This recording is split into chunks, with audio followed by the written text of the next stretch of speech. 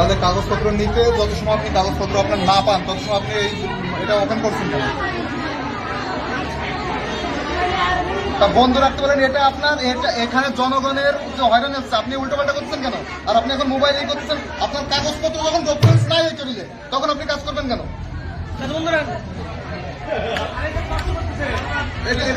আপনাদের কাছে কত করে টাকা চাচ্ছ কি?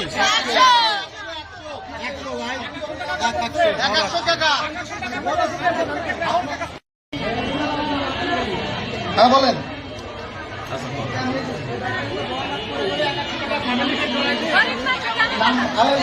এটা ভুয়া, বুঝছেন?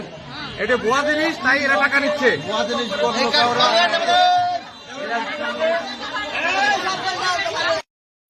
আপনারা